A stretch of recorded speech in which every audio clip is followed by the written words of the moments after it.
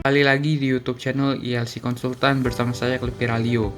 Pada kesempatan ini saya akan membahas tentang sistem peradilan pidana anak. Yang pertama ada pengertian. Berdasarkan pasal 1 Undang-Undang Nomor 11 Tahun 2012 tentang Sistem Peradilan Pidana Anak, sistem peradilan pidana anak adalah keseluruhan proses penyelesaian perkara anak yang berhadapan dengan hukum, mulai dari tahap penyelidikan sampai dengan tahap pembimbingan setelah menjalani masa pidana. Yang kedua, proses penyelesaian perkara anak. Yang pertama ada diversi. Diversi adalah pemberian kewenangan kepada aparat penegak hukum untuk menangani atau menyelesaikan masalah perkara anak tanpa melalui jalur pengadilan. Terdapat 3 prinsip dan diversi. Yang pertama, diversi harus dilakukan dengan pertimbangan yang layak oleh aparat penegak hukum. Contohnya, kepolisian, hakim, dan lembaga terkait. Yang kedua, pelaksanaan diversi harus dalam persetujuan orang tua, anak, atau walinya. Yang ketiga, pelaksanaan diversi harus memerlukan kerjasama dan peran masyarakat sehubungan dengan pelaksanaan diversi, seperti pengawasan, pembimbingan sementara, pemulihan, dan ganti rugi kepada korban. Yang kedua, hukum acara peradilan anak. Yang pertama ada penyidikan. Penyidikan terhadap anak dilakukan oleh penyidik yang ditetapkan berdasarkan surat kepolisian negara Republik Indonesia atau pejabat yang ditunjuk. Dalam hal ini, untuk melakukan penyidikan terdapat syarat yang harus dipenuhi. Yang pertama, berpengalaman sebagai penyidik. Yang kedua, telah mengikuti pelatihan teknis tentang peradilan anak. Yang ketiga, mempunyai minat, perhatian, dedikasi, dan memahami masalah anak. Yang kedua, penangkapan. Penangkapan dilakukan terhadap anak demi kepentingan penyidikan. Paling lama 24 jam dihitung dalam waktu kerja. Anak yang ditangkap ditempatkan dalam ruang khusus pelayanan anak, dan jika belum ada ruangan khusus tersebut dititipkan di LPKS. Yang ketiga, penuntutan. Dalam pasal 41 Undang-Undang tentang Sistem Peradilan Pidana Anak menyebutkan bahwa penuntut terhadap perkara anak dilakukan oleh penuntut umum yang ditetapkan berdasarkan keputusan Jaksa Agung atau pejabat lain yang ditunjuk oleh Jaksa Agung. Yang keempat, pemeriksaan di pengadilan. Hakim pengadilan. Pemeriksaan di pengadilan tingkat pertama dalam perkara anak ditunjuk oleh hakim yang ditetapkan oleh berdasarkan keputusan Mahkamah Agung atau pejabat lain yang ditunjuk atas rekomendasi pengadilan negeri. Yang kelima, sanksi pidana peradilan anak.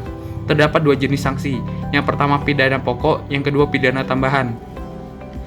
Pidana pokok terdiri dari pidana peringatan, pidana bersyarat, pelatihan kerja, pembinaan dalam lembaga, yang kelima penjara. Sedangkan pidana tambahan terdiri dari perampasan keuntungan dari hasil delik, yang kedua pemenuhan kewajiban adat.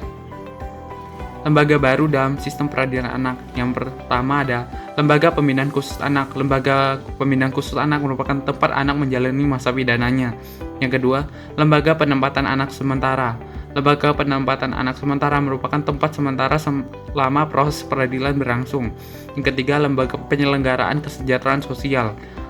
LPKS merupakan tempat anak menjalani pelayanan sosial untuk melaksanakan penyelenggaraan kesejahteraan sosial. Yang keempat, BAPAS atau Balai Permasyarakatan. Merupakan unit pelaksanaan teknis masyarakat yang melaksanakan fungsi dan tugas penelitian kemasyarakatan, pembimbingan, pengawasan, dan pendampingan. Sekarang masuk contoh kasus. Pembunuhan balita usia 5 tahun oleh siswi SMP di Sawah Besar, Jakarta Pusat. Pelaku berinisial NF. Pada pukul 4 sore waktu Indonesia bagian Barat, ibu NF dan ibu korban memiliki usaha bersama. Dan pada saat itu, ibu korban ingin mengantarkan produk usaha bersama tersebut ke daerah Kelapa Gading dan kembali pukul 5 sore. Dan pada saat itu, NF menghilang. Dan hingga pukul 2 dini hari, NF belum ditemukan. Korban dibunuh dengan cara ditenggelamkan di kamar mandi dan kemudian dimasukkan kedua jari ke dalam mulut korban. Kemudian jenazah korban dimasukkan ke dalam ember dan ditutup dengan spray dan diletakkan bersama dengan cucian kotor. Setelah dirasa memungkinkan, jenazah korban dibuang, dan karena merasa kebingungan, jenazah korban dimasukkan ke dalam lemari es. Dan pada Jumat Maret 2020, tersangka mendatangi Polsek Taman Sari untuk menyerahkan diri. Setelah ditelusuri, motif NF membunuh korban karena terinspirasi dari film Slenderman. Dan NF kini tengah hamil berusia 4 bulan karena kasus pelecehan seksual yang dilakukan oleh paman dan mantan kekasih NF. Pelaku kini dijerat pasal 76C Junto pasal 80 ayat 3 Undang-Undang Nomor 35 Tahun 2014, perubahan atas Undang-Undang RI Nomor 23 Tahun 2002 tentang perlindungan anak. Pelaku NF kini divonis 2 tahun penjara oleh Pengadilan Negeri Jakarta Pusat, dan NF akan ditahan di LPKS Handayani dan berada di bawah naungan Bapas atau Balai Permasyarakatan. Berdasarkan pernyataan di atas, kita dapat menarik kesimpulan bahwa NF dengan sadar dan tanpa penyesalan melakukan pembunuhan itu.